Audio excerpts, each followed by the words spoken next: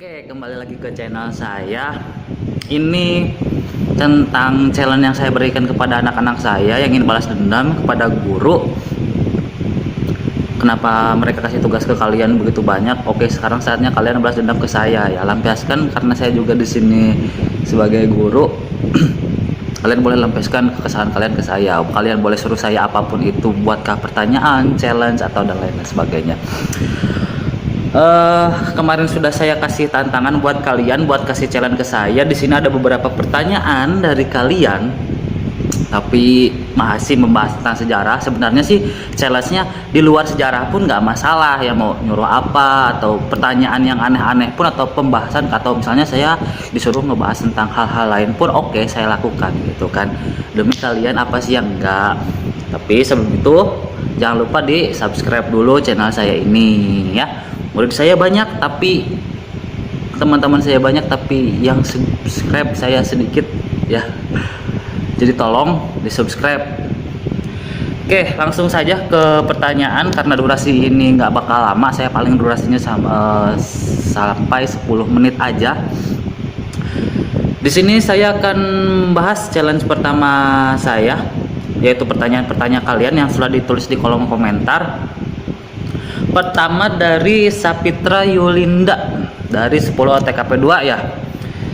Dia menanyakan apa perbedaan sejarah dengan zaman batu. Nah, oke. Ada zamannya zaman sejarah, ada zaman prasejarah. Nah, prasejarah adalah dimana manusia belum mengenal yang namanya tulisan. Identik dengan zaman batu ya. Prasejarah ketika belum mengenal tulisan itu identik dengan zaman batu. Kenapa zaman batu? Karena di materi saya sudah dijelaskan sebelumnya, mereka kebanyakan menggunakan alat-alat perkakasnya menggunakan batu, mulai dari tombaknya ujungnya dari batu ya, alat-alat memasaknya juga dari batu, mereka mencacah, mencincang daging dengan batu ya, yang disebut kapak genggam ya. Jadi kapak kalau yang kita kenal itu dari besi, kalau dulu itu dari batu. Bagaimana cara membuatnya? Ya dipahat, mereka asah ya. Dengan keterbatasan kemampuan berpikir mereka, tapi mereka terus berkembang. Dari tadinya batu dapat dari jalan, mereka ambil, mereka gunakan, mereka pegang, dan mereka asah. Itu zaman batu. Nah, kalau zaman sejarah itu zaman setelah mengenal tulisan. Jadi sejarah itu sudah mengenal tulisan, kalau prasejarah sebelum mengenal tulisan. Sejarah ya dari setelah mengenal tulisan sampai sekarang kita mengenal yang namanya laki-laki buaya. Enggak ya, maksudnya ya seperti itu ya. Itu jadi perbedaannya zaman batu sama zaman sejarah ya. Zaman batu sama dengan zaman prasejarah. Tuh. Lalu pertanyaan kedua dari Akil MM2, siapa yang jadi tumbal persembahan pada zaman prasejarah? Oke, saya jelaskan dulu tuh di materi kemarin ya tentang tumbal ini ya, di apa namanya, di dolmen ini ya. Nah, jadi dulu tuh zaman animisme dinamisme ini mereka menggunakan tumbal untuk persembahan, biasanya hewan, bahkan manusia sekalipun. Apakah tumbalnya ini dicari atau dikorbankan? Nah, ini ada tergantung dari sukunya. Ada kalau kayak dari suku Maya yang saya tahu, suku Maya itu mencari tumbal biasanya dari budak-budak tuh kayak kasta terbawah. Jadi apakah dulu mengenal kasta? Ya enggak juga sih. Jadi kayak apa ya, kayak orang-orang minoritas lah kayak. Jadi zaman dulu juga kita berperang ya antar suku. Pada dasarnya manusia itu makhluk teritorial, jadi nggak mau wilayahnya diganggu ya, sama kayak pribadinya nggak mau diganggu, hati juga nggak mau diganggu gitu kan, perasaan juga nggak mau diganggu. Doa malah jadi curhat. Oke, itu ya. Jadi pada dasarnya manusia makhluk teritorial dulu. Jadi antar suku ini bertemu berperang untuk menguasai wilayah tersebut. Nah, biasanya bagi yang kalah dari sukunya, yang kalah itu dijadikan tumbal bagi si pemenang. Biasanya untuk, jadi udah di penjara manusianya, bukan di penjara, istilahnya mereka tahan, jadi tahanan si suku yang kuat ini, dan dijadikan tumbal. Itu kalau kalian lihat film apa ya, Jaguar ya, Jaguar Pau, kalian bisa nonton. Itu emang suku pedalaman yang dibuat filmnya tahun 2005-2008 kalau nggak salah. Itu bagus banget. Itu contohnya tumbal yang dicari.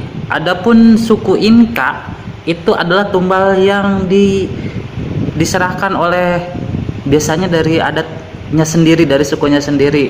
Biasanya ini malah tokoh-tokoh anak tokoh penting atau tokoh penting yang menjadi tumbalnya. Ini perbedaannya. Kalau tadi suku Maya itu mencari tumbal, kalau saya tidak salah ya, mohon maaf, mohon koreksi kalau yang tahu. Kalau suku Inka itu, ini contohnya ya, itu menumbalkan dari suku mereka sendiri. Ya sama-sama tujuannya untuk mengambil kesejahteraan, kesuburan, mungkin karena zaman dulu kan cuaca juga tidak menentu, kadang panas, kadang hujan, kadang ada, kadang enggak, kadang dibaperin. Ya pokoknya seperti itu. Itu ya. Siapa yang menjadi tumbal tergantung sukunya. Ada yang menumbalkan diri sendiri atau mencari tumbal dari suku yang dikalahkan. Itu dari Akil.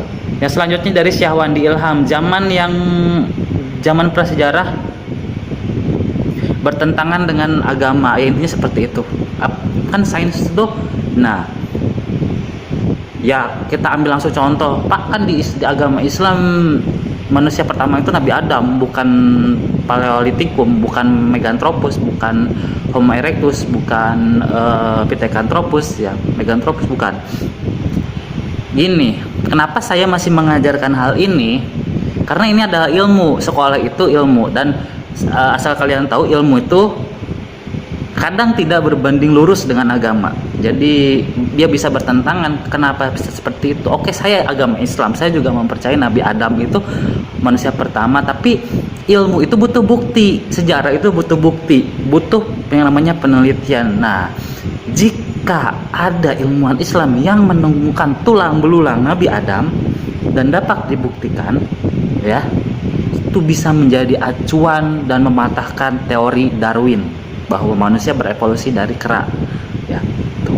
Sayangnya sampai saat ini belum ada, cuma Al-Quran, tulisan yang dibuat oleh manusia pun oleh Nabi Muhammad SAW setelah beratus-ratus tahun yang lalu, beribu-ribu tahun yang lalu. Nah, sedangkan manusia yang dikatakan teori Darwin ini sudah beratus-ratus ribu tahun yang lalu. Nah, dari penelitian ini, dari teori Darwin ini, kita belum bisa membantah. Darwin mencari lokasinya, menemukan tulang belulangnya, dan menulisnya seperti itu. Itu teori Darwin.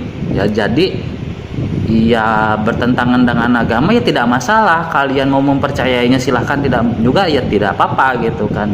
Tapi bagi yang beragama Islam, saya harapkan tidak percaya akan hal ini, walaupun saya mengajarkannya, karena ini sejarah. Ya, sejarah itu ilmu, dan ilmu itu harus ada bukti, harus ada fakta ya. Sama kayak perasaan, kalau tidak dibuktikan, tidak diungkapkan, ya tidak akan bisa menjadi sejarah gitu. Itu saja dari Syahwandi Ilham. Sabarnya ada lagi Syahwandi Ilham ya. Oh, kayak sejarah lokal apa bisa dijadikan sejarah, kalau nggak salah. Nanti saya juga baca lagi Syahwandi Ilham ini, panjang ya. Tapi ini yang pokok intinya, yang pertama, kamu kan Syahwandi Ilham, tentang sains kok kadang tidak relevan dengan agama, seperti itu. Oke, itu aja. Yang selanjutnya dari Risnawati bikin TikTok. Anda menantang saya buat TikTok. Waduh, yang gitu ya. Enggak. TikTok saya beda. Jadi sejarah saya pernah bikin TikTok, saya pernah. Tapi beda versi. Di angkatan pertama ketika Bowo mesti menjadi Tuhan TikTok gitu kan. Kalau sekarang Bowo-nya udah pensiun, ya saya juga pensiun gitu kan, karena acuan saya dia.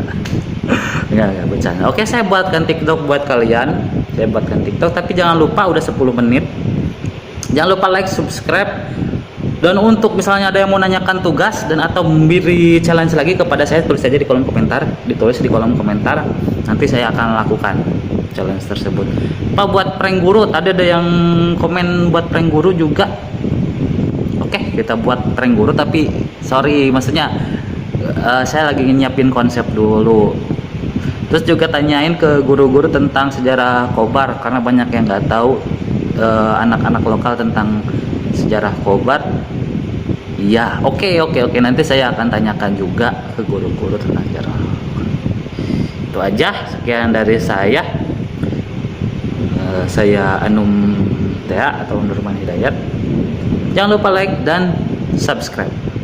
Jangan lupa kasih tantangan selanjutnya buat saya. Oke, sekian dari saya. Assalamualaikum warahmatullahi wabarakatuh. Kesana kesini, ngapain sih? Cari muka.